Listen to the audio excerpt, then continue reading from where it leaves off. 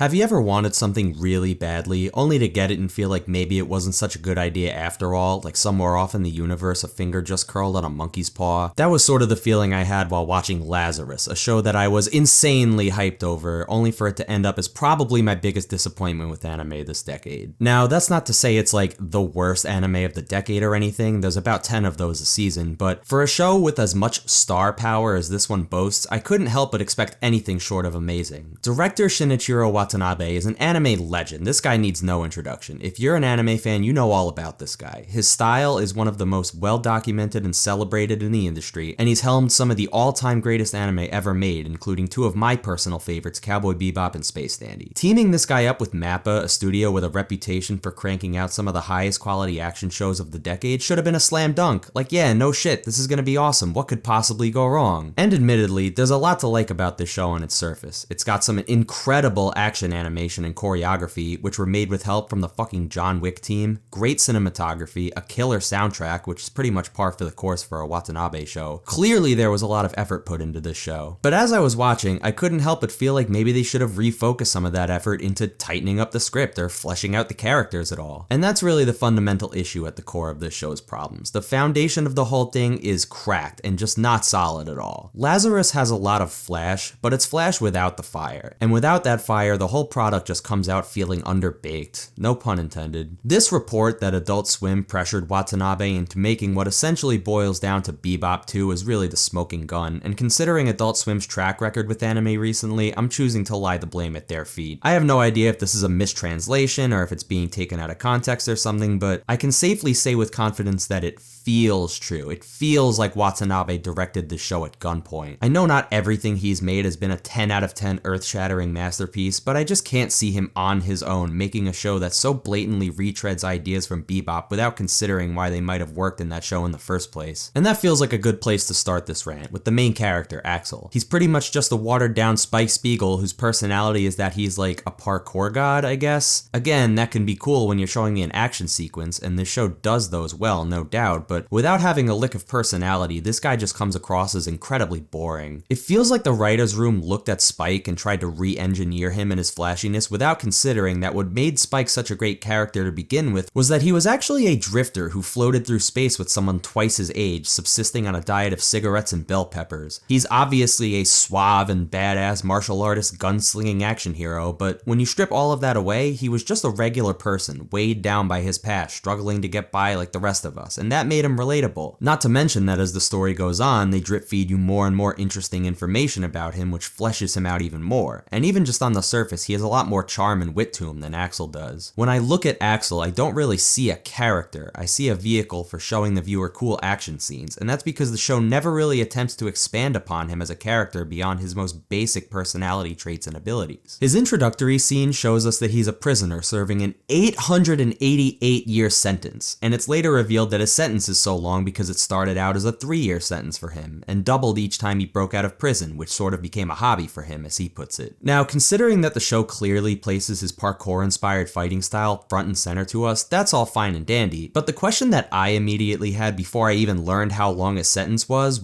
what is he in jail for in the first place? And that question is literally never answered for the entire show. They had a golden opportunity to give me a little context as to what sort of character Axel might be or what events may have brought us here in the first place, but the show just doesn't expand upon this idea further than he is in prison for something. That's lame. That sucks. Later on in the story, they sort of attempt to flesh him out a little more by revealing that he had been subjected to drug experiments while he was in prison, and this sort of ties into the big climax towards the end, but by that point I was just so frustrated with him as a character that I was completely disinterested in that whole narrative arc. And as for the side characters, they are so much worse off than Parkour God over here. They just have nothing going for them. Their personalities are drier than sandpaper, and what little we do get to know about them is so waffly and uninteresting that they barely even register as characters. You've got Elena, a hacker girl whose motivations for doing so are never made clear at any point. Doug, who you learn nothing about other than that he punched the dean of his university for saying that a black man would never win a Nobel Prize, which isn't even true. Leland, whose revealed to be a mole for the NSA, and the guys later find this out and are just cool with it, I guess. Then there's Chris, who's got it better off than the rest of the cast because at least she's a hot, badass former Russian spy and is clearly the main love interest for Axel, but still isn't interesting enough to hold my attention. Then you have this multiple personalities guy who's hired to kill Axel, introduced in this really awful looking minute-and-a-half long walking sequence, whose character design is so unassuming and generic that I literally couldn't tell if his quote-unquote agent was supposed to be him or not. This trans woman who doesn't serve to comment on trans experience in any meaningful way, and as a result just ends up feeling like a platitude. All these army fucks that I just don't give a fuck about at all. And this faux Edward Wong type hacker girl, who's actually alright but barely plays a role in the overall story. Any time spent attempting and subsequently failing to flesh out these characters in any meaningful or interesting way just come across as a distraction to the overarching mystery that they've set up. Which brings me to the biggest issue with Lazarus, which is that nothing fucking happens in this show. Seriously, the first 10 or so episodes of Lazarus, other than episode 1, are usually comprised of a long, boring-ass exposition dump in the conference room about some clue they have as to where Skinner may be. Then they follow that clue, which leads to nothing, and now we're back to square one. The show doesn't build upon itself in order to reach its conclusion, it just keeps resetting itself, until the final episode reveals that actually Skinner was hiding out in the homeless shelter that we already checked, and that Doug talked to him and just didn't recognize him? Like seriously, the world is going to essentially end if we don't find this guy, and you just didn't think to yourself, you know, this guy kinda looks like Skinner. Even I noticed that he kinda looked like Skinner, but the idea of it actually being him didn't even register with me because there's no way they would write something that dumb into the script, right? I'm getting off topic though. My point is that the writing is frustrating and boring. What time should be spent getting closer to Skinner is spent doing what feels like dicking around. It's like, okay, now we gotta go to Elena's hometown, that's also a cult, I guess. Oh, okay, that didn't get us anywhere. Okay, now we're going for a swim. Okay, now we gotta rescue Chris.